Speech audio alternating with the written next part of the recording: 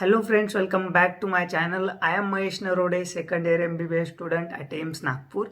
तो आप मुझे पहले से अगर फॉलो करते हो, मेरे वीडियो देखते हो, तो आपको पता होगा कि मेरा फिजिक्स भी बहुत वीक था पहले। तो इस वीडियो में मैं इसकी बात करने वाला हूँ कि मैंने फिजिक्स में पहले मेरा जो स्कोर था, मेरा स्कोर कम आता था, तो मैंने कम स्कोर से इतना अच्छा स्कोर कैसे अचीव किया। तो इसकी कुछ प्रोसेसेस होती है या कुछ मैं आपको टिप्स बताऊंगा, और मैंने इस पे भी वीडियोस बनाई है कि मैंने क्या क्या गलतियां की थी, तो मैं वो भी समराइज करूंगा। तो आपको ये वीडियो बहुत ही हेल्पफुल होने वाला है। तो आप ऐसा नहीं कि एक टॉपर से सजेशंस ले रहे हो या एक टॉपर से आप टिप्स ले रहे हो। तो मैं कोई टॉपर नहीं था फिजिक्स में, ये बात मैं क्लियर कर देता हूँ। हाँ, बाद में मुझे अच्छा स्कोर आया, बट पहले से मैं टॉपर नहीं था। ऐसा नहीं था कि मुझे 11th से पहले टेस्ट से आउट ऑफ मिलते थे या 160 प्लस मिलते थे। तो ऐसा कुछ नहीं था, मेरे 100 के अंडर आते थे लगभग 12th तक। तो मैंने 12th से जो ड्रॉप लिया था, तो उसमें मैंने कैसे एक्सेल किया अपने आप को और इतना अच्छा स्कोर कैसे लाया, तो इस वीडियो में मैं वही बातें बताऊंगा और आपको कुछ एक्स्ट्रा टिप्स भी दूंगा कि आपको उससे अच्छा स्कोर आ सके। और अगर आप अच्छा स्कोर नहीं कर पा रहे हो अभी, तो वो टिप्स आप फॉलो कर सकते हो, और मैं गारंटी देता हूँ कि आपको उस टिप से बहुत ज़्यादा फायदा होगा। तो वीडियो अंत तक देखना।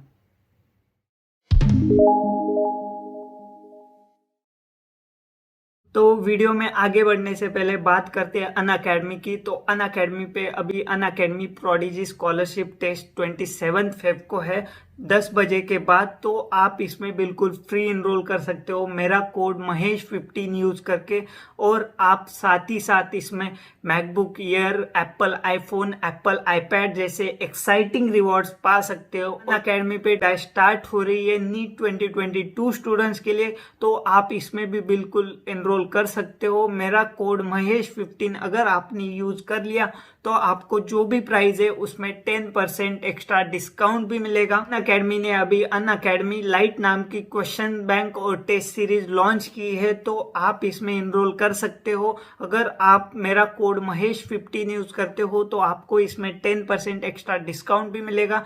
जो टेस्ट सीरीज और क्वेश्चन बैंक है, उसकी खासियत है कि जो टेस्ट सीरीज है वो टॉप एजुकेटर्स ने क्यूरेट की है, और क्वेश्चन बैंक में 10,000 क्वेश्चन से अगर आप इतने क्वेश्चन सॉल्व करते हो तो आपकी प्रिपरेशन एक अच्छी लेवल पे चली जाएगी और क्वेश्चंस भी अच्छे लेवल के। अगर आप अनअकैडमी पे 20 से 28 फेब तक कुछ भी सब्सक्रिप्शन लेते हो तो आपको मैक्सिमम 33% तक का डिस्काउंट मिल सकता है। तो अगर आपको ये चाहिए तो आपको मेरा कोड महेश15 यूज करना पड़ेगा और आप इस चीज का फायदा उठा सकते हैं। सो एनरोल नाउ। और जो भी मैंने अभी तक बताया उन सब की लिंक्स मैंने डिस्क्रिप्शन बॉक्स में दी हुई है, तो जरूर चेकआउट करना। तो वीडियो में आगे बढ़ते हैं। मैं सबसे पहले अब मेरी मिस्टेक्स बताऊंगा और उस पर मैंने कैसे सॉल्यूशन निकाला है, कैसे सॉल्यूशन निकलते गए, मैं वो बताऊंगा। तो सबसे पहले मेरी मिस्टेक थी कि मैं थ्योरी ज़्यादा पढ़ता था 11th-12th में। तो उससे क्या होता है कि थ्योरी ज़्यादा पढ़ने से आपको नॉलेज तो बहुत आ जाता है, कंसेप्चुअल नॉलेज, बट आपको ये कैसे पता चलेगा कि ये जो थ्योरी हमने पढ़ी है वो कैसे अप्लाई की है, या जो भी हमने फॉर्मूले रटे हैं तो वो कैसे अप्लाई करने हैं।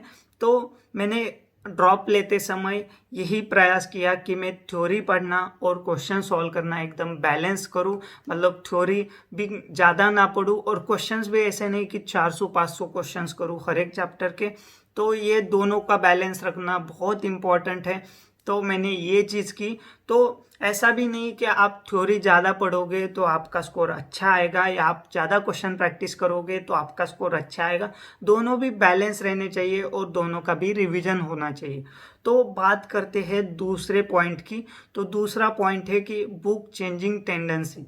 तो मेरा क्या होता था कि मान लो कि मैं DC पांडे सॉल्व करता हूँ और मैंने किसी के पास देख ली एररलेस, तो मुझे क्या लगता था, मेरी टेंडेंसी ये होती थी कि मैं अपने पास जो बुक है वो भी सॉल्व करूं और जो किसी दूसरे के पास है वो भी बुक सॉल्व करूं। ठीक है, तो फॉर एग्जांपल कि मान लीजिए कि मैंने एक पर्टिकुलर चैप्टर सॉल्व कर लिया दोनों भी बुक से, तो मुझे एक बात बताओ, दोनों बुक्स में मिलके कितने क्वेश्चंस होंगे? दोनों बुक्स में मिलके अप्रोक्सीमेटली मैं मान रहा हूँ कम से कम 500 क्वेश्चन तो जरूर होंगे। क्योंकि एररलेस में आपको पता होगा कि बहुत सारे क्वेश्चंस होते हैं और क्या गारंटी कि उस चैप्टर से इजी क्वेश्चन आएगा, क्योंकि हमने तो प्रैक्टिस की 400-500 क्वेश्चंस की और क्या गारंटी कि उस चैप्टर में से जो क्वेश्चन आएगा एंड के नीट के एग्जाम में तो आपका सही होगा, क्या गारंटी है।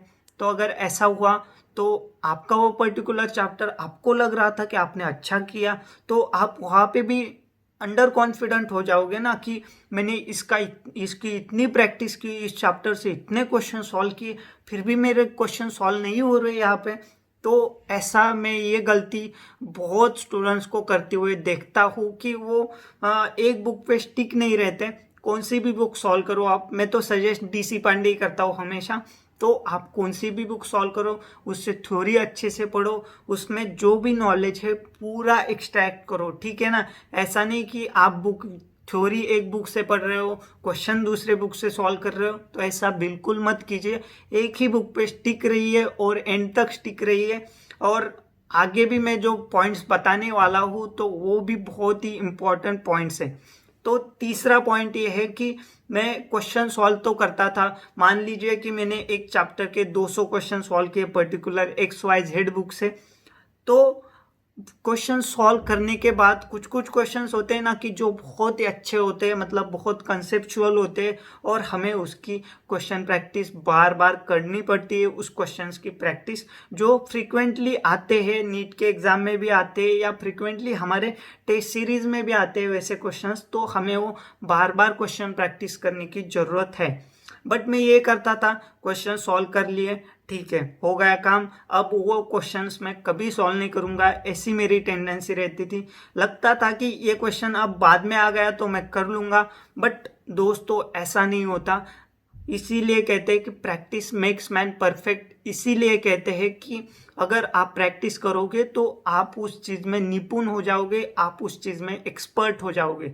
तो अगर आप एक बार क्वेश्चन सॉल्व करने के बाद अगर वो जो अच्छा क्वेश्चन है वो बार बार नहीं करते ना, तो आपको वो क्वेश्चन का आंसर आने में टाइम लगेगा एक तो, या आपको उस क्वेश्चन का आंसर आएगा ही नहीं, आपको कंसेप्ट याद ही नहीं रहेगी।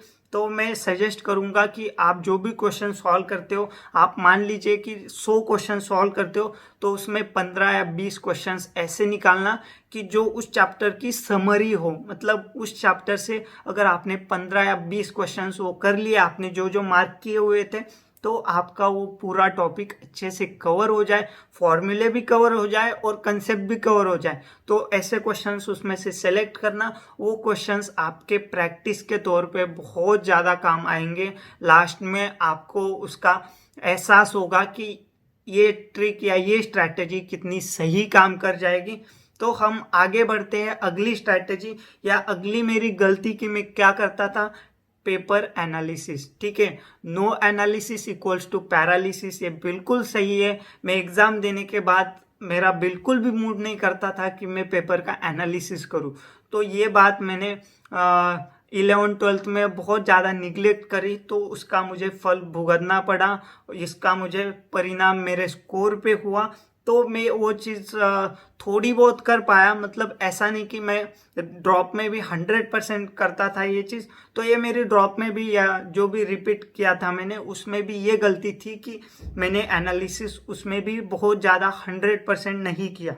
तो मैं आपको सजेस्ट करूंगा कि आप 10 पेपर के बजाय आप 2 या 3 ही एग्जाम्स दो, बट वो एग्जाम्स के बाद आप अपना पेपर एनालिसिस जरूर करना, क्योंकि उसमें आपने गलतियां की ना, तो आपकी गलतियों से अगर आप नहीं सीख पाए और गलतियां सीखे बिना ही आप आगे बढ़े तो कैसे चलेगा।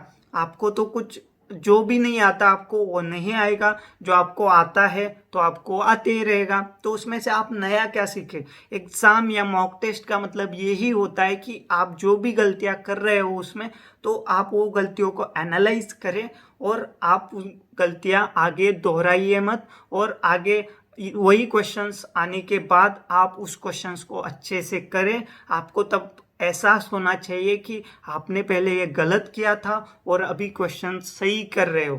तो ये पेपर एनालिसिस का मतलब होता है। तो ये गलती बहुत सारे स्टूडेंट्स करते हैं, तो ये गलती मत करना।